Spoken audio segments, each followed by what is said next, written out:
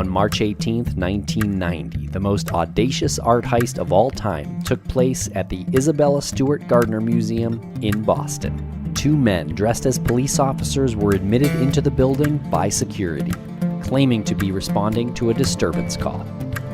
In 81 minutes, 13 pieces of art were stolen. Among the portraits, stripped from their frames, were works by Vermeer, Degas, and Rembrandt. Estimated at $500 million, the heist has been categorized as the largest and most frustrating of all time. Theories of their whereabouts and those who perpetrated the crime are abundant. In this podcast series, we will dig as deep as possible into the case, the theories, and the social and economic impact the greatest unsolved art heist of all time had on the community. This is Empty Frames.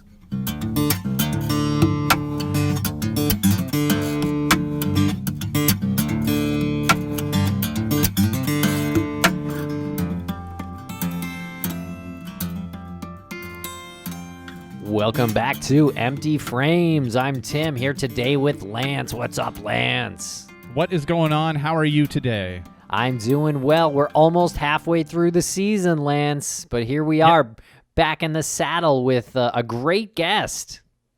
Her name is Cheyna Roth, and remember back in season 1 when we had a sort of mid-season break in the actual heist talk, and we spoke with Liz Lenz, who is an Isabella Stewart Gardner enthusiast.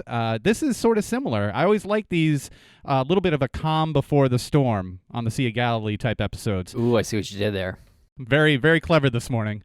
Cheyna wrote a book that is being released today from Ulysses Press. It is called Cold Cases, a True Crime Collection. That's right. I pre-ordered this one, Lance. I can't wait. I should be getting it now. It goes into a lot of different cases, and the overall theme of the book is cold cases, but she wrote an entire chapter on the Gardner heist. So the full title is Cold Cases, a True Crime Collection, Unidentified Serial Killers, Unsolved Kidnappings, and Mysterious Murders. But again, there is the chapter on the Gardner heist, which is great. Right, and it's fun to talk to her because she's just coming fresh off of her research. She had to do some limited research. Like she said, she had limited research in this because she needed to get all of these cases put into one collection, but it is definitely something that she wants to look into a lot more. She is an investigative journalist for the Grand Rapids Press, so she is not unfamiliar with digging deep into crimes and investigations. Yeah, she's really impressive. I can't wait to read the book, and so you can get that today, and there's a link in the show notes for that, and follow her on Twitter as well. At Cheyna_R. Okay, everybody, thanks a lot for listening. We'll be back in 2 weeks. And that episode in 2 weeks, Tim, contains I don't need to tell you this, it contains the best theory we've heard as to the perpetrators and the motivation behind the Isabella Stewart Gardner Museum heist.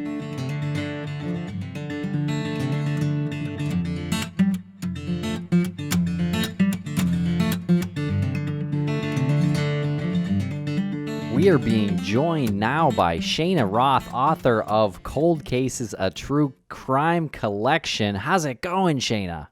I'm doing really great. How are you guys doing? We are doing excellent. So excited to talk to you because there comes a point in our seasons of Empty Frames where we have a guest on that isn't a person of interest in the heist itself. Somebody who is more of a neutral party, someone who's has a particular talent, and yours happens to be writing. And this book, which is due out, I think it's due out today, the day that this episode's being released. So this book, you were gracious enough to give us the chapter which you depict your research and a history of the Isabella Stewart Gardner Museum heist. So we love this moment in the season to have someone like you on. Well, I'm thrilled to be here. Was very excited to hear about you guys and to hear about your interest in my work. I know you guys have done extensive work on this case, so hopefully I can add a little something to it. Fantastic. I want to talk real quick about your book, which is out. Just reading the chapter that you allowed us to read was awesome, and thank you. Makes me want to. Tim, I think you pre-ordered it, right? You've already. I sure did. Yeah. If we're really playing this game, it should have arrived at my house today. My publisher appreciates that, as do I. Well, I can't wait to read it. But really, though, not the jokey voice. I really want to read it. No. Tim has been devouring true crime books and other books lately, and this is right up his alley. Why did you decide to write a true crime collection, and there's a lot of true crime cases out there. Why did you pick the cases you picked? Yeah, so how this all came about is very different from how it usually happens. Usually, if a person wants to write a nonfiction book, they put together a book proposal and then they sort of send it out and are asking publishers to let them, you know, make this book real, or they self-publish it. And in this case, I was actually approached by Ulysses Press. I had been a member of a Facebook group, and they are a publisher that does things a little bit different. They come up with ideas for books, and then they look for the right person to write that book. And it's a sort of model that's unique, but has been very successful for them. And I was actually in, I believe, Iceland at the time. I was on a cruise with my husband. We were going to Ireland and Iceland, and I was thumbing through some downloaded email messages, and I saw that an editor from Ulysses had emailed me and was like, "Hey, we're working on this project. We want to do a bunch of cold cases. We wanted to have this sort of conversational tone to it, and we think you would be a great person to write it." So, of course, this was a time when I didn't have email or internet access. So I'm just, kind of tooling around in Iceland going, I need to get to some Wi-Fi real quick so I can respond to them and say, yes, I'm very interested in doing this.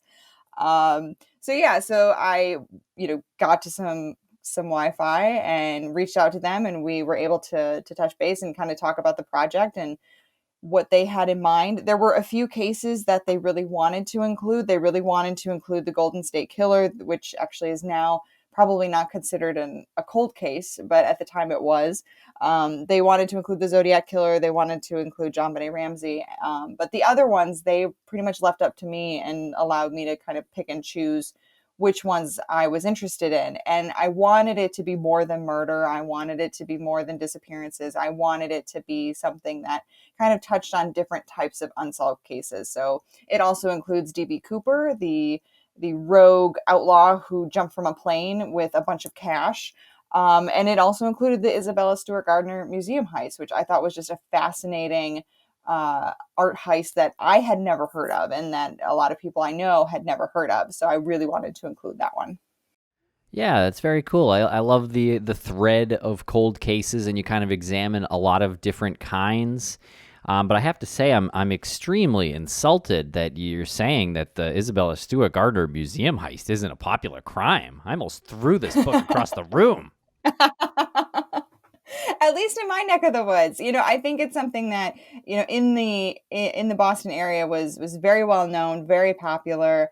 And I think that for real true crime junkies, people who look into it beyond murder, who are fascinated with all types of unsolved crimes, they might be familiar with this. But this was something that, I was asking some friends of mine and, just people I know of different age ranges, of different experiences, like, hey, I'm thinking of including this case. Have you heard of it? And they were like, I've never heard of it. But as soon as I told them a little bit about it, they were fascinated by it. So I think it's definitely something that deserves to have a lot more attention because it's such a fascinating case. When you start talking about the case to your friends, where do you start? Do you start right there at the night of the heist itself, or do you give a little background like you did with your writing about Isabella Stewart Gardner and the area and her house that she turned into a museum? I start with the $10 million reward because I think that's like one of the fascinating things about it is that there's still this incredible amount of money that's out there, and we still haven't been able to figure out what happened. So I kind of start there. I'm like, hey, did you know that if you can solve this case, you could get $10 million? And then from there, I mostly explain just sort of how it came about, that there was really no security for the museum, that it just happened that these guys walked in, tied up the two security guards and just sort of had a run of the place for quite a while. I mean, it was such a long time that they were in the museum, which was another thing that really fascinated me when you hear about crimes taking place, particularly robberies and other types of theft, it's very much like, we got to get in, we got to get out, we got to go. But this one, I mean, they were in there, what was it, 72 minutes? And it was, to just be kind of tooling around there for so long, collecting their artworks that they were interested in. I thought that was just so riveting and just kind of amazing. Like, what exactly were they doing for that long of a period of time? Yeah, they were gallivanting around.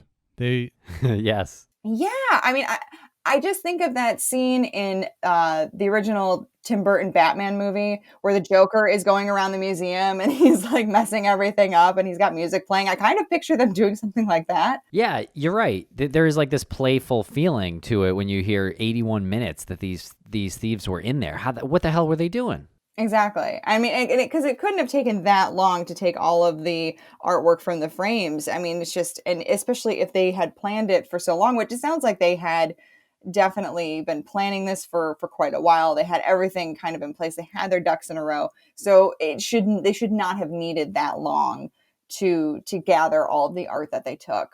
No, you're right. They shouldn't have needed that long, but they knew they had that long. They knew that they had all night. There was no urgency to complete the task at hand, and they probably were having a bit of fun in there, and they probably were doing a bit of I wasn't even kidding, like gallivanting. Mm-hmm. And it is a little bit that flies a little bit in the face of some of the theories that are out there. I'm just curious to get your opinion. The obvious theory is that Boston gangsters, under the direction perhaps of Whitey Bulger, but Whitey has maintained consistently that he has known nothing about the Isabella Stewart Gardner Museum heist.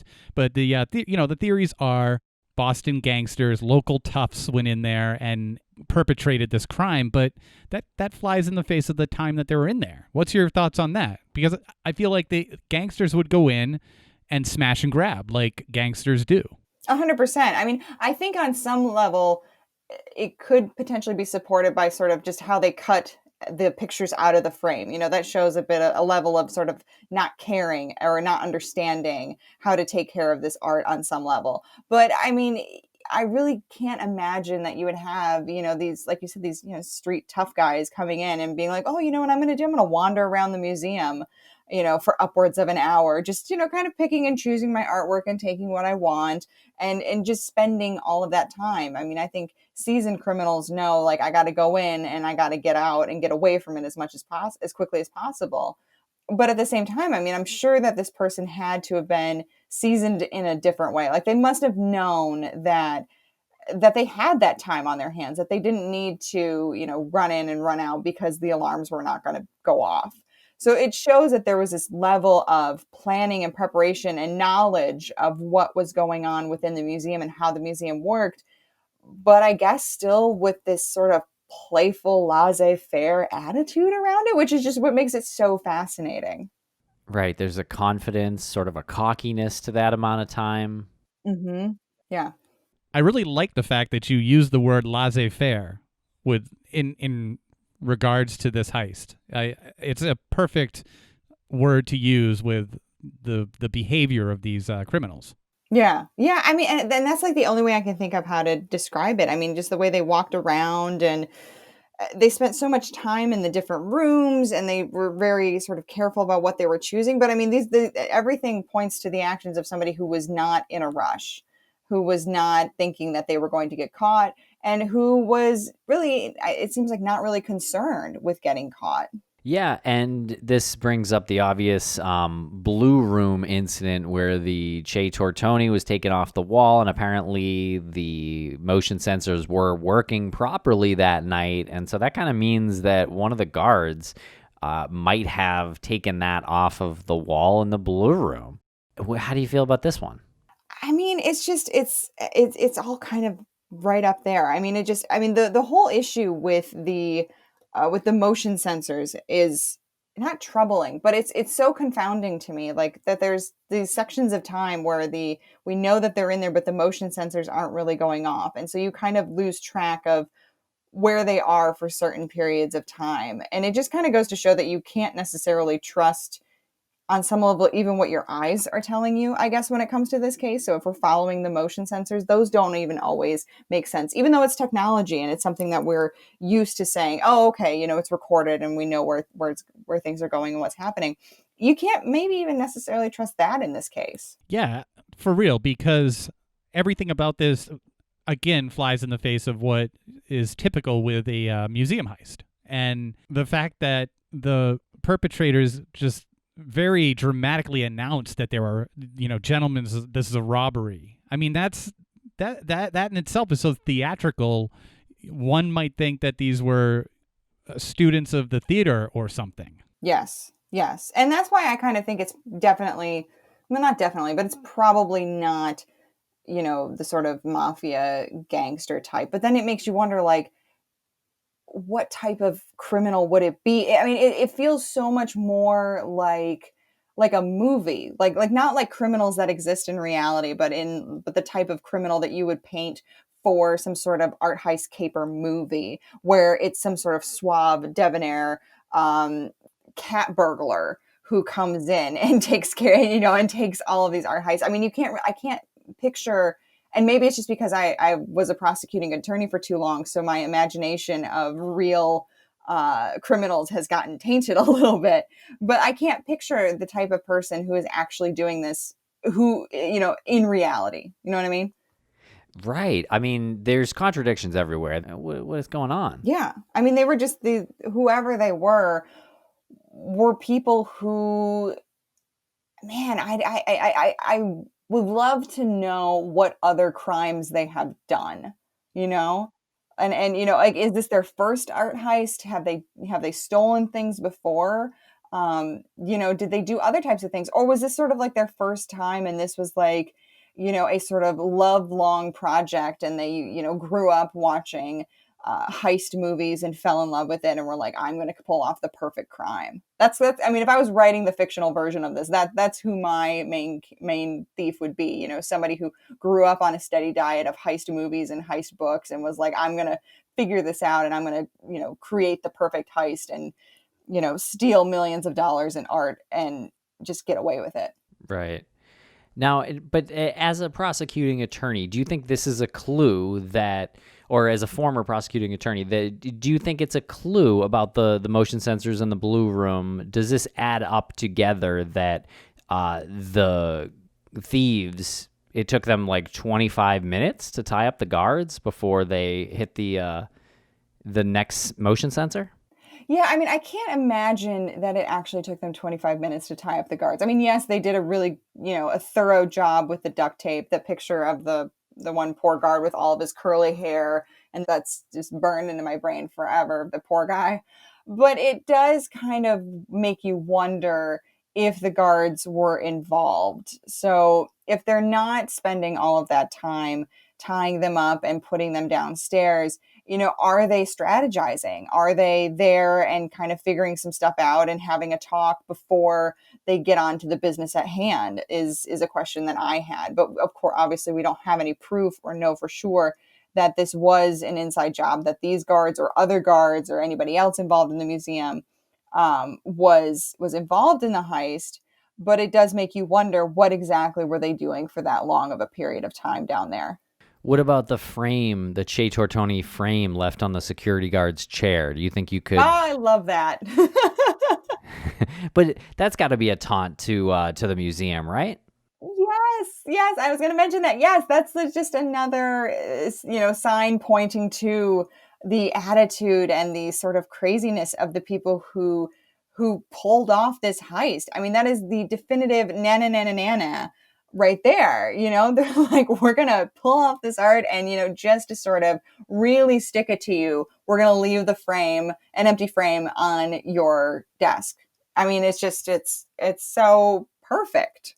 Do you think that might be indicative of it being an inside job, that one of the employees, it might have been a little bit more personal?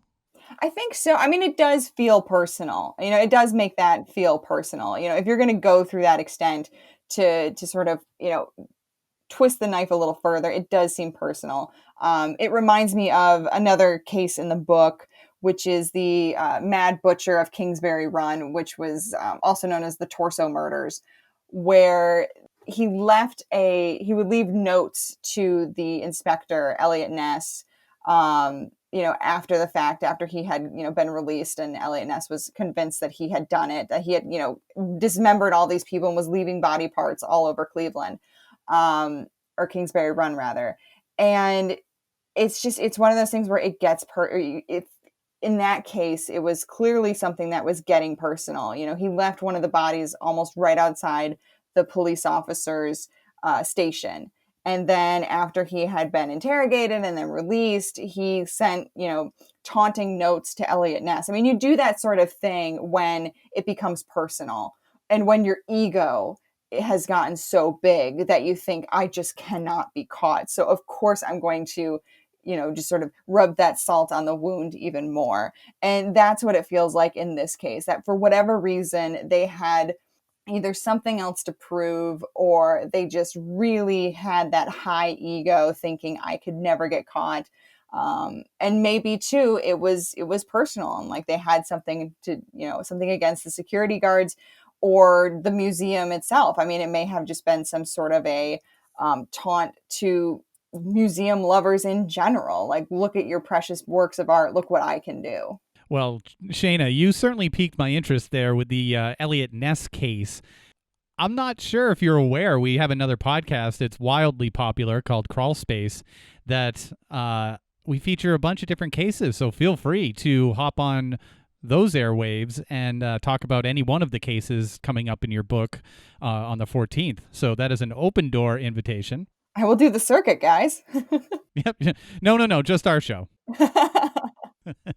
But hey, a question about the heist again. How much research did you do on the artwork itself? Were you digging deep into all of the pieces of art, the storm on the sea and the concert? How much did you look into this, and I guess in a way to maybe identify why they took certain pieces that they took?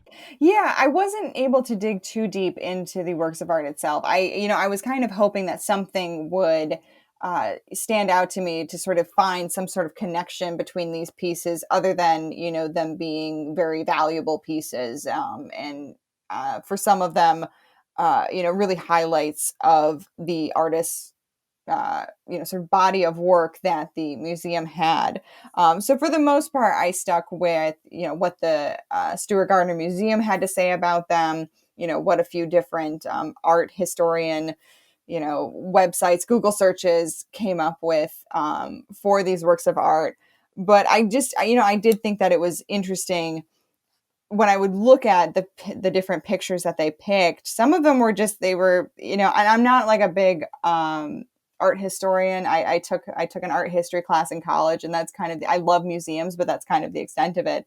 I didn't find the pictures that they picked to be, at least not all of them, to be super interesting, or none of them were like, oh, that's something I would need to have in my life or in my, on my wall. But it was, yeah, I mean, there's a very interesting variety of pictures that they took. But yeah, but as far as finding some sort of connection amongst them, other than them being very important pieces that the museum happened to have, I wasn't really able to come up with a big connection with them. What about you guys? No, I mean, the more you look into them, the more confusing it becomes, because it is so frustratingly random, and you find out after you've researched Storm on the Sea and the concert and Chez Tortoni, and you can't seem to find any sort of connection that would give you a reason why they took those. It's really frustrating. And then it's like, well, does it even matter why they took those? Yeah, I don't know. I mean, Rembrandt obviously had a history of being stolen. I mean, Miles Connor has connection to two of the items that are stolen in a circumstantial way, being that he had stolen a Rembrandt from a Boston museum at one point to use it to get himself a lesser prison sentence. And he was a big fan of the Chinese art and vases, like the gu. And he had apparently cased it at one point. And so that's kind of the only question where I say I think you can maybe point to him having worked on this plan at some point. Right, but he was in prison at the time, so add a layer of frustration there. So if he did pull this off, it was under his direction and he enlisted others. But that dude's definitely not living high on the hog right now. No. He definitely did not cash in on these by any means. So it is an interesting like sort of side investigation, but no one's ever just come out and said something that, that was a Miles Connor plan, and I was the guy who went in there and tied up Rick Abbott. I mean, well, except Miles Connor. He's the one who said it was his plan. Oh, that's true. Yeah, except Miles Connor. Probably had nothing to do with getting a book deal or anything. Yeah, that's the question you don't really know. But what do you think about Master Thieves and Steve Kirchin's, I guess, theory about Louis Royce?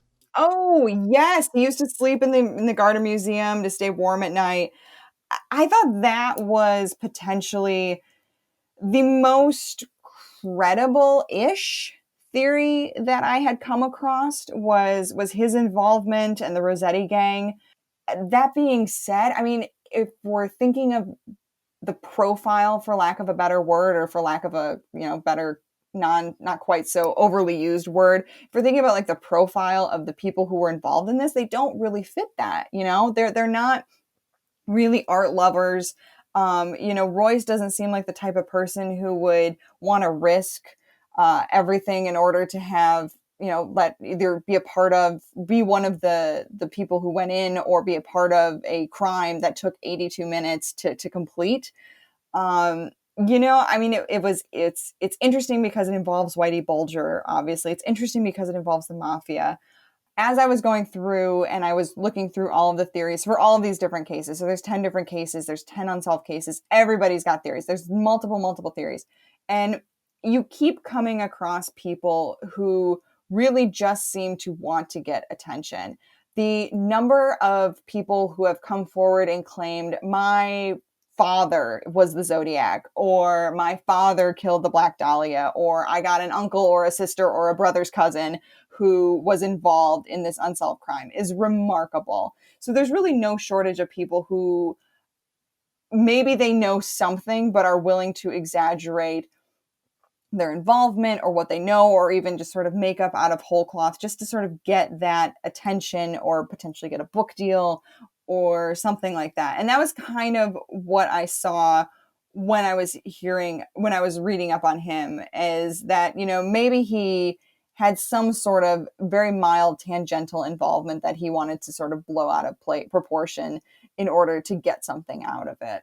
One thing that we should probably talk about a little bit more, and I believe you referenced it from Stephen Kirchin's book, Master Thieves, is the incident that took place on January 15th, just 3 months before the Gardner Heist Museum was robbed. The incident about two men dressed as Boston police officers demanding to enter the Museum of Fine Arts in Boston. What did you make of that?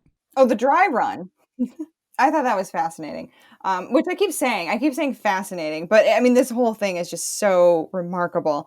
What I found interesting about that, not only that it seems to sort of be a type of dry run and sort of an experimentation of people trying to figure out which museum can I get into with very little force. I thought it was really interesting in sort of after the Gardner Museum heist took place, how they then sort of came forward almost as a way of being like, well, see, check out our amazing top shelf security. I mean, it became sort of like a bragging right on some level for the other museums, because they were like, well, they didn't get in on us, so the problem is with you guys. And it almost seemed to be a way for them to reassure themselves, I think, on some level, that what happened at the Gardner Museum wasn't going to happen to them. Because I would imagine that, given how little security these museums were dealing with at the time, they didn't have a bunch of, high-tech equipment rigged up for the most part. They had people getting paid minimum wage that were protecting these priceless pieces of art. I think that was a way for them to kind of calm themselves down on some level, to be like, well, you know what? may have happened to them. It's not going to happen to us. But if it was the same people that were doing it, I think it shows this sort of level of intention and this level of creativity that they were working with. Like they had multiple scenarios that they were workshopping. I mean, maybe this was a troupe of actors, who knows? But they had, multiple things that they were working on. They were trying to figure out the best way to go about doing this. Wow, that's an interesting one. A troupe of actors. Yeah, I mean, again, it does have like a playful ring to it, even though, the paintings were brutally cut out of the frames and smashed in some cases. So, yeah, it's definitely a bizarre crime. What is like your overall view of it, like having looked at the other ones? Do you think this will ever be solved? I think that it could be solved because I'm an optimist. In my dark heart, I'm an optimist. However, I think it's probably going to end up being somebody or some persons who are not necessarily on our radar right now. I mean, I really don't think that there is this alleged mafia involvement, at least not directly. Maybe it was some sort of, 3 degrees removed association to it.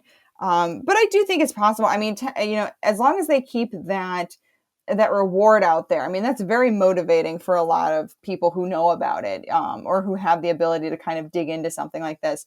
What I think might end up happening, though, is that we find out who did it, but the works of art are no longer available, that either they've been destroyed or they're lost or something like that. I mean, what I thought was very telling was, and why I included it, was when one of the art directors or an art historian was explaining sort of how you have to take care of these pieces of art. The steady temperatures that they need steady humidity. They need this sort of stable environment kept away from light, wrapped in acid-free paper. I mean, I just can't imagine that whoever took these pieces of art and butchered them out of their frames is really taking care of these works of art. So I think, if the case is ever solved, it'll be bittersweet because I don't think those works of art are coming back. Yeah, you don't think that they're in some underground humidor? I really don't. Well, what do you make of the current recovery plan being the $10 million for all of the pieces of art returned in good condition? We know that they're not in good condition. That's impossible. They were nearly destroyed when they were stolen. What do you make of that? Yeah, I mean, I think that if I was somebody who was really focused on solving this case, hoping to get that money, I would probably want to make it clear at the outset, like, let's say I've solved the thing, to be like, hey, I have all the information you need, but you're going to need to still give me the money despite the artwork not being in great condition. Because I think we all know that is just, it's a pipe dream to think that all of these things are in good condition. Maybe the vase or the finale or however you say it are going to be in good condition because they're not pieces, they're not paintings. But the paintings themselves, I mean, let's face it, they're probably not doing great. We have another guest on. His name is Turbo Paul Hendry, and he has developed a plan to return the artwork in a piecemeal style. So if anyone has access to certain pieces of art that were stolen, they can return, say a Degas, and they can get $300,000 for it, or they could return the concert and they can get $2 million for it. What do you think of that? Something a little bit more structured for getting the artwork returned as opposed to figuring out who stole the artwork. Oh, so you think that that the people who have the artwork are going to eventually just sort of surreptitiously bring it forward? Is he like a broker for stolen art? Well, he's sort of like he's like a liaison between criminals and people who are investigating art theft. I want that career. Yeah, he's a former he's from the UK and he's a former knocker. So what he would do is knock on the doors of these rich homes, and he would case them from the outside, or perhaps he would get inside if he was cunning enough, and then he would report back to the actual thieves, and they would go in and they would do their theft. And he retired from that business and went to the other side and started using his powers for good. I like that. I think that's I think that's probably something that could happen. And I think that what it would end up being is, I mean, if we think about how old this case is, it's not terribly old. But the people who were involved are probably starting to get up there in age. I'm guessing they were living a, not super safe lifestyle if they're going and, robbing museums. It might end up being that somebody comes across in, their grandfather's or their cousins or their uncle's basement and comes across these works of art, and they're kind of garage sale style determine, oh, hey, I think I might have some. Maybe they'll wind up on Antiques Roadshow. Who knows? But that could also be some way that these works of art are figured out, is maybe a few years from now, some relative or somebody discovers them in a basement and then goes, hey, I should bring these ones forward, and maybe that's how it'll come about.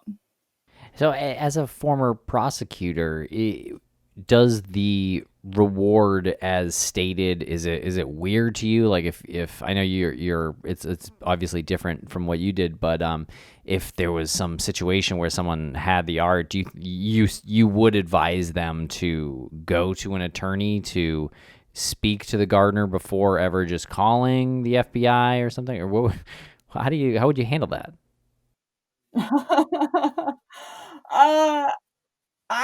I cannot give legal advice, so if anybody listening has these pieces of art, I'm not giving you legal advice. I think that,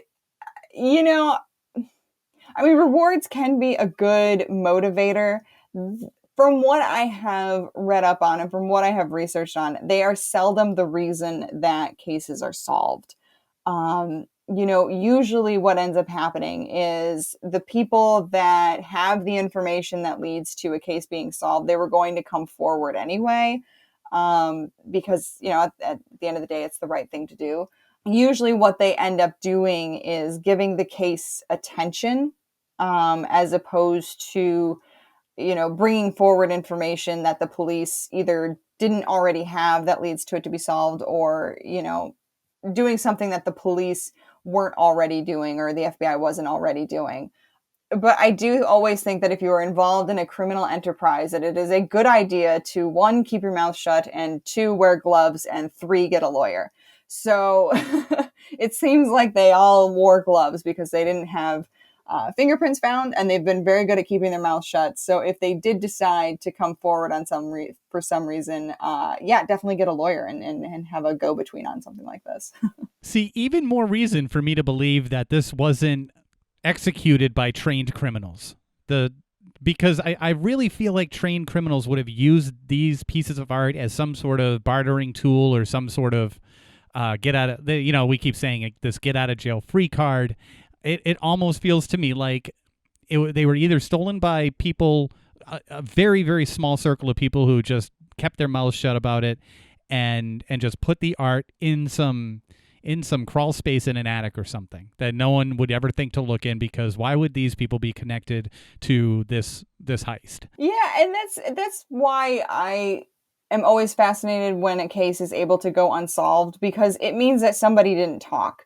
And for the most part, people talk. They do. And this is coming from experience of just sort of like the really low level sort of day-to-day crimes that happen. It's usually because criminals aren't that smart. They're resorting to crime for a reason. And in a lot of cases, it's because they don't have a very good education, maybe, or they just, want to find an easy way out of something, or, various other reasons. But, to get people to not say anything, particularly when you have multiple people involved, we got at least 2 people, but let's face it, it's the 2 people that were there, but let's face it, there was probably more people involved in it.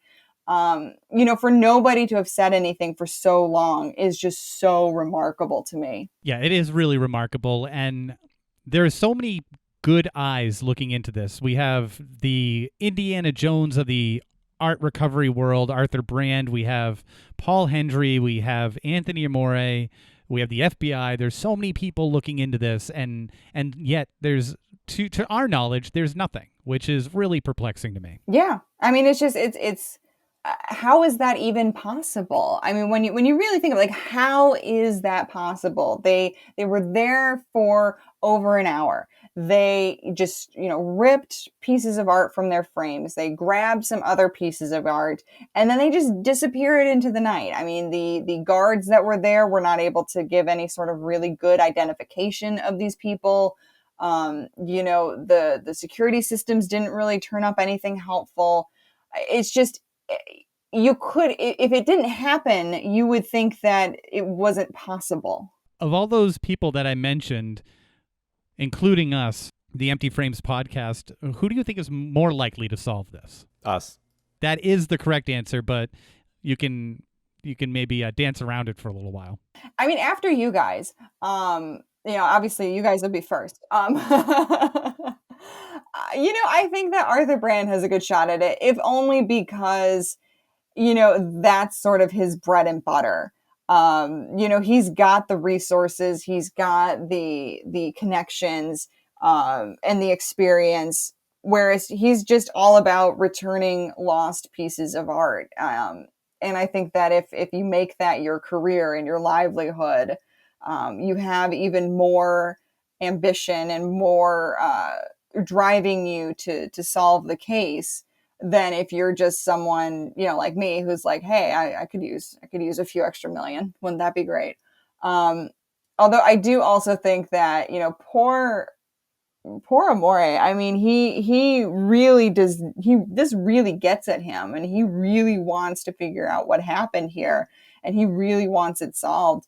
And I worry for him that it's just not going to happen in his lifetime. Well, I hope so, for everyone's sake, because the world needs to see those paintings again, regardless of the shape they're in. I mean, it does pain me to think that they might be completely, trashed at this point. Yeah. I mean, honestly, I think they're in somebody's attic or somebody's basement somewhere.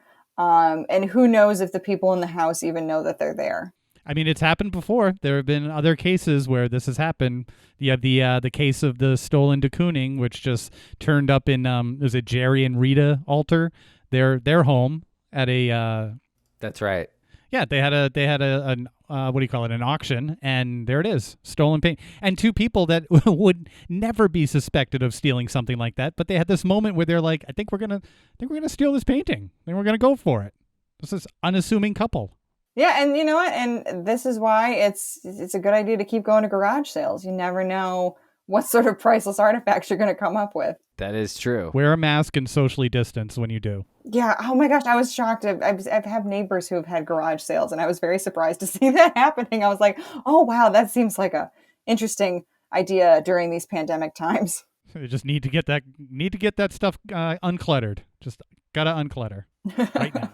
Well, Cheyna, thank you so much for joining us. We really appreciate the time and the chat about the Gardner heist and your book. Make sure you order your copy of Cold Cases, a true crime collection by Cheyna Roth.